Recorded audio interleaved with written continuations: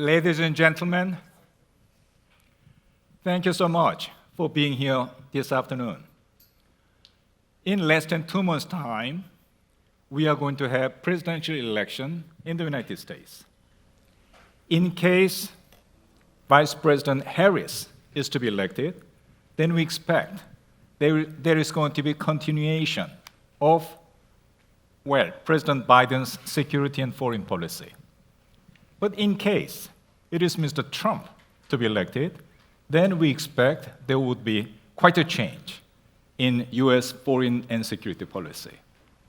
So there is much curiosity about what shape the change will take and how, in fact, we should be preparing ourselves toward that change in US foreign and security policy.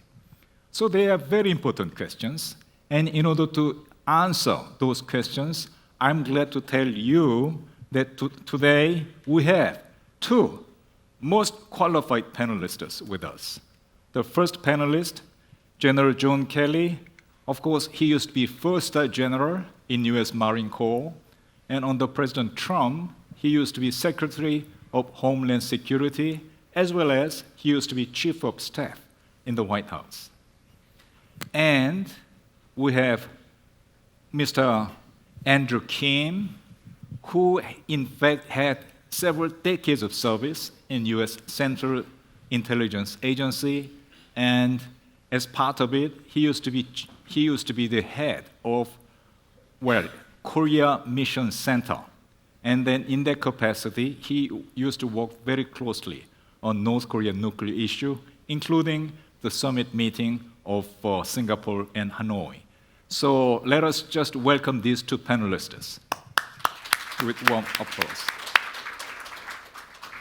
So General, without further ado, let me just raise this question with you. And then Mr. Kim, anytime you want to jump in, and then you can jump in. So my first question would be about Ukraine. Because, recently Mr. Trump gave, interviews, a large number of interviews, and then one of them he said, if I get elected as president, I can end Ukraine war in 1 day. That's what he said in one of the interviews. And then I was just reading it, and I said to myself, were it to happen, if we could end war in Ukraine in 1 day, then the only way we would be able to do that would be through imposing draconian package upon Ukrainians. Otherwise, it would not be possible. But were we to do that upon Ukrainians, then in fact, it will have the effect of boosting autocrats around the world, and in fact, letting down democracies around the world, wouldn't it? Yeah, the first thing I'd say is, and I'm not making a joke here, if he knows how to stop that war in a day, I wish he would tell us now, because the amount of death and destruction and human misery, on both sides, is just simply awful. In a war brought on the Ukrainian people by obviously a dictator is a terrible thing, and we can't let it stand. Now, there's a lot of discussion about, why did Putin decide to do this? What caused him to think the United States would not, in NATO, would not get involved? Someday someone will write a book about that, and we'll all know, I guess, but there has been, and I'll admit it as an American, there's been an erosion around the world. I travel a lot around the world, Europe, Middle East, Latin America, Asia. There has been an erosion of people's perception in the United States wanting to stay involved, and we've talked about that here a minute ago.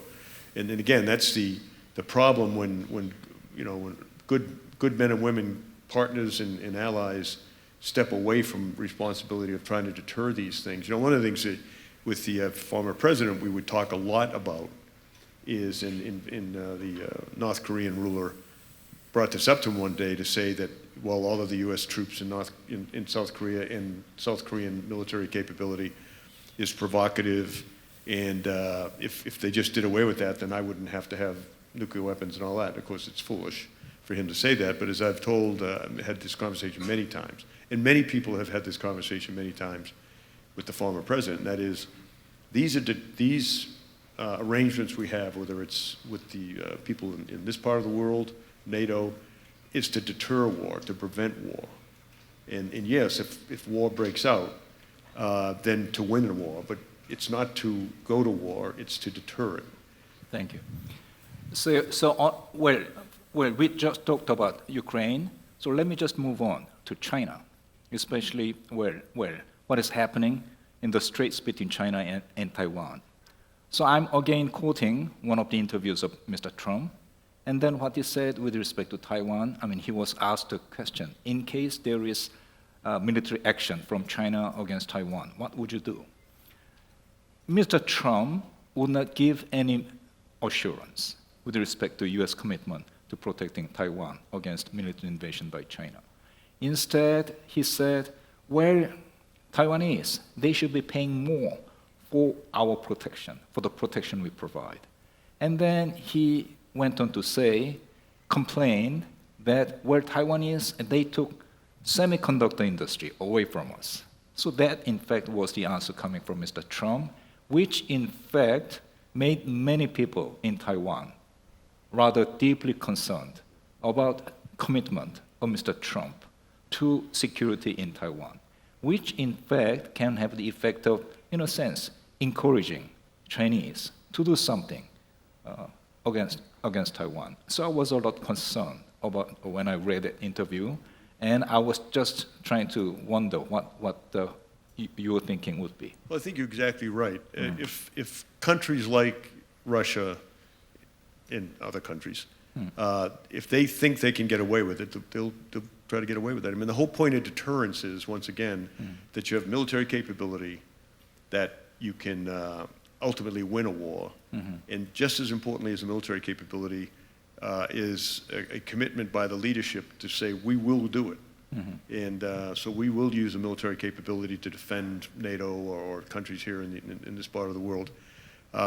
If the bad men and women in the world don't think that you have that commitment, then they'll poke away. And clearly, I don't like to say Mr., but he clearly thought at that point that he could make his move, because no one said anything to him in 2014. No one said anything to him when he did some of the other things in the Caucasus.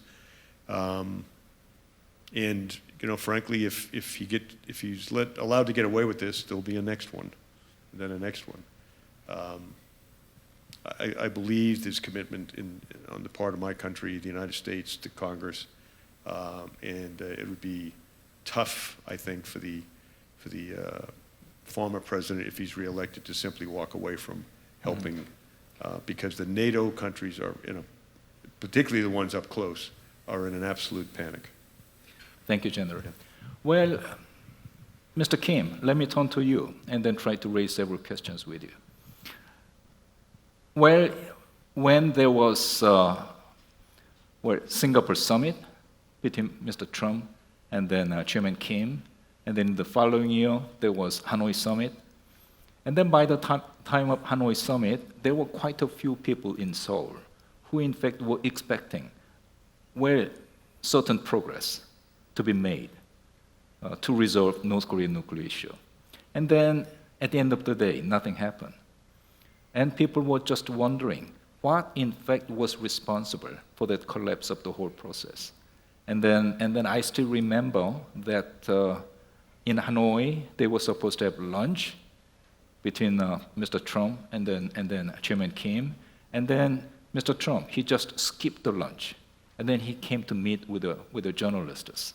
And then I still remember what he said. And then what he said was, he said, do you know what denuclearization is? It's very important. And Chairman Kim, he was not ready for that.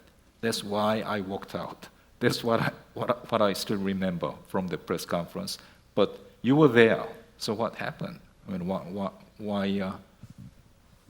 we couldn't make any progress? No, thanks for asking that question, but I wasn't there. You were not there? No, not in Hanoi. I was in Singapore. Okay. But I know what happened in Hanoi. So if we just go straight to Hanoi, why it failed and whose responsibility? Well, responsibility of the failure in Hanoi is, definitely is North Korea, because they miscalculated U.S. intention. And leading up to Hanoi, and I try to just go straight to Hanoi, but I have to go back to Singapore. So in Singapore, surprisingly, Kim Jong-un asked straight to President Trump during our meeting. The one thing we didn't expect, because that was very early on in our relationship with North Korea, Kim Jong-un asked President Trump if in fact, he spent about 5 minutes trying to explain to President Trump how important Yeonbyeon facility is for their nuclear program. He went on for about 5 minutes of that whole background of how important Yeonbyeon was, to the point where I thought the chairman Kim was expert on North Korea nuclear program, because he really knew the Yeonbyeon facility. So he spent about 5 minutes how important that facility is for their nuclear program, and then he asked President Trump, say, what if I give up, get rid of Yeonbyeon? Would you get rid of all the sanctions? And I was a little nervous that President Trump might give a wrong answer to that, but actually President Trump said, you know, Chairman Kim, I think you're thinking in the right direction, and that's kind of direction that I like you to thinking forward, but Yeonbyeon is not enough. And that was it. So when President Moon visited Pyongyang afterward, and he came back and he said that he clarified or he heard Chairman Kim's intention or he's willing to get rid of Yeonbyeon, right? That wasn't first time. I mean, we heard before directly, right? So we weren't surprised, right? And going forward to Hanoi, it's been more than a year. And we've been keep telling them that's not enough. But somehow, Kim Jong-un thought that was enough. So he brought that back in Hanoi. And we were hoping that he would bring more. And Steve Biegun, who was chief negotiator, he was out there a week before Trump and Hanoi and Chairman Kim arrived in Hanoi. He sat down across the table with his North Korean counterpart and said the same thing. Your chairman should bring more than Yeonbyeon, because we know more than Yeonbyeon that you have, other facility. I don't know why that his counterpart didn't communicate with chairman, or why chairman think he still can push just Yeonbyeon to get the result. I don't know why, but because he did that, and President Trump realized there's no advancement since what he said, what he told them in Singapore. That's why he walked away. Well, Mr. Kim, that in fact is an amazing answer. I in fact was really expecting that we'll be able to get something very interesting from you, but I didn't expect it would be this interesting and in this effort. And well, really, my question only gets deeper. I mean, in fact, you have been communicating very clearly that Yeonbyeon would not be sufficient for almost a year, but somehow they wouldn't listen. So that's very interesting. Thank you so much. And related question would be this, which is that, well, I'm reading all the interviews given by Mr. Trump. So in another interview he gave, he said, well, Chairman Kim, he is expecting me to be elected again, and then as a matter of fact, if I get elected, I can get along very, very well, and it is a nice thing to get along very well with a country which has large number of nuclear weapons, etc., etc. He keeps on saying that. And then that, in fact, is making many Koreans wonder, well, were it to be the case that he gets elected as president, he, in fact, could be going for hasty negotiation on nuclear issues, and that kind of, say movement on the part of Washington. In fact, it could be, well, not help North Korean nuclear issue, but aggravate it, make it even more difficult. There is that concern widely held in the Korean society. what would you tell them in order to calm them down? Your earlier question, like, can he really stop Ukraine and Russia conflict in one day? Well, General Kelly will know as chief of staff. When new president comes into office, they have what they call first 100 days, what they need to accomplish, right? And there's a lot of lists in there, and some of them are very hard kind of tasks that they need to accomplish. There are some of them are what we call lower-hanging fruit, where president can achieve things very quickly so that they can, he can show or she can show the public that he was able to accomplish something. I believe Ukraine and Russia conflict will not be in part of 100 days of solution type of issue. Denuclearization also not going to be achieved in the first 100 days. So I think as a Korean public, you really have to look at this as a realistically. I know President Trump is out on campaign. He's going to have to say things that will attracting people's his voters, but in reality, I think it will be difficult. All those issues that he can really solve in a very quick kind of time. Also, I know in Korea there's a lot of folks are worried about IRA. That's the huge bill that that is in place, and a lot of companies, the Korean companies, are worried about what will happen if President Trump. But as General Kelly said, that particular kind of IRA is passed through the Congress. The president cannot undo such legislation, and he may use some kind of presidential execution executive order to modify here and there. But I believe about good part of 70% of IRA will be stick. It will not be able to completely get rid of or modify. So I think there's a lot in media that will generate this sort of urgent or kind of future risk. But in reality, in the U.S. government system, a lot of them is really not that difficult. I mean, it will be difficult. Yeah. Well, Mr. Kim, I really like your answers, and I'm just telling myself you should be getting back to the U.S. government. So, well, General Kelly, let me just turn to you once again. And last time when we met, it was several months ago, and then last time when you met, then you reminded me once again how serious Mr. Trump was with respect to this idea of pulling out U.S. forces from Korea, right? And then, of course, when there is possibility of Mr. Trump getting back to the White House, then in Korea, that concern, that fear is spreading once again. What would you tell them? Well,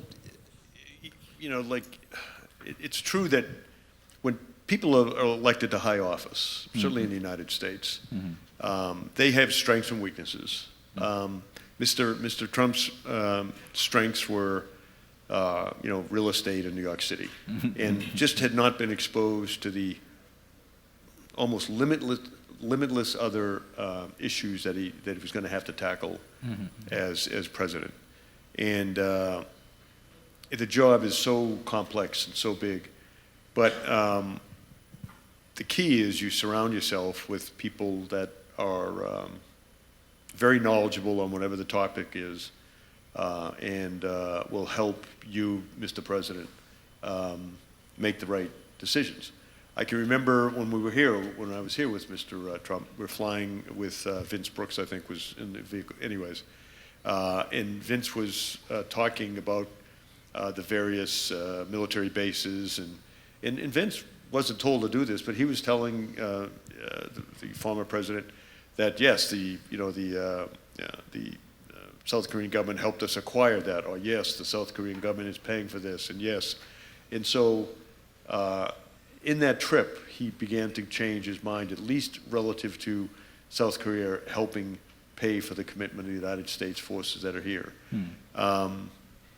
So that's a good thing, and over time, I truly believe over time we worked this issue sufficiently that he, when I was there certainly, backed off in this idea that that South Korea is not doing enough. In fact, South Korea is doing a lot in doing more. And again, as a new guy just coming into the presidency, he didn't know that. He didn't know a lot of these kind of things. And so people like me were and Andrew Kim, spending a great deal of time getting him smart, whether it was on NATO or drug interdiction or, Southwest border issues or whatever. And I believe that will continue. I mean, if he's reelected, he will come in, once again, saying a lot of things. But, the nature of the U.S. government is not, and it's designed this way, not to be able to let one person do anything he or she wants to do. Maybe that was one of the. Please go ahead. I can add one quick thing about, since you had that question and General Kelly answered this. I remember there was one point, I don't know, General Kelly, you remember, in the Oval Office, out of blue, President Trump asked us, agency, to give him a report about justification for why we should have a U.S. troop in Korean Peninsula. And I was surprised. I mean, he tasked us, so we have to answer his question, but I knew exactly why he asked us when General Mattis was there, where that's Pentagon's issue, but he didn't ask General Mattis, but because President Trump knew exactly what he's going to get if he asked that question, tasking to Pentagon. So he thought asking agency we might come up with something that he would like to use as his justification. That point I realized, that was early on in the administration. I got a phone call from Secretary Mattis. I got a phone call from many people who were very concerned about how we're going to draft that report. Because there's a like mind, people around at the time, President Trump, that we got to take this kind of idea of president has out of his, mind. So what I can, at the time, what I can promise to everybody is that when we draft that report, we'll make sure we send it to you before, so everybody kind of have agreement, right? So we did that, and then I remember our report was about 3 pages, and there's a summary, half page. President looked at the summary and he put it down, and he just put it away because he saw in a summary that what we wrote was exactly the things that he didn't want to hear, right? Right. And we never asked again, right? So what I'm trying to portray here is that, yes, he will have people around him, even if he's reelected and is going into second, there will be people who are actually looking at views with importance of ally, how we should be positioning ourselves with allies in dealing with the international issues. I think there will be people like that. Yeah. And these issues are so intertwined that what Andrew described, all presidents do this. Why can't we withdraw the Marines or the military from, say, someplace? And all of a sudden, CIA comes in and says, well, we need to be there with them because they provide logistical support or whatever. Or the State Department comes in and says, no, we need the military to stay there, A, to protect us, B, to put pressure on the terrorists or whatever. So oftentimes, it's not the military that's making the argument to do something or stay in. It's State Department, Commerce, Treasury, the interagency, as we call it. And again, I go back to almost every president that comes in remarks about how he quickly learned how complex these issues are. They're not simple. They're just not simple issues. And when you're trying to do something to protect a country or an ally or a partner or something like that, the whole government is involved, not to mention other countries that have come in to help. And every president really comments on that very early on in their memoirs and whatnot about how complex it is and how interchanged everything is. So. Right. Let me just raise this wrap-up question for both of you. And then the wrap-up question will be this, which is that, well, last year we celebrated 70th anniversary of alliance between Korea and United States. And whoever is going to be elected as president coming November, then I think most probably that president would have to continue with this 70-year-old relationship, mutual security relationship between Korea and then the United States. We already talked about General Mattis. In our conversation this afternoon, we already discussed about General Mattis. And then whenever I think about General Mattis, what I heard from him in January 2017, when he was just getting inaugurated, I still remember what he told me in our first meeting. He said, well, United States is strong because of the allies we have. And, well, Andrew, he just talked about President Trump wishing to know what do we get out of stationing our troops in Korea, right? So I think it would be a great answer that he could have got from General Mattis. I mean, United States is strong because of the allies we have. So with all of that at the background, what would you recommend to the new president? How to further strengthen the alliance between Korea and United States? If we are talking about Trump, if he's the next president, and we got to kind of tailor to sort of how he thinks and his thinking process. So, alliance is 70 years, that's strong, but usually backbone of that is the military. But in Trump, he's going to thinking more beyond that.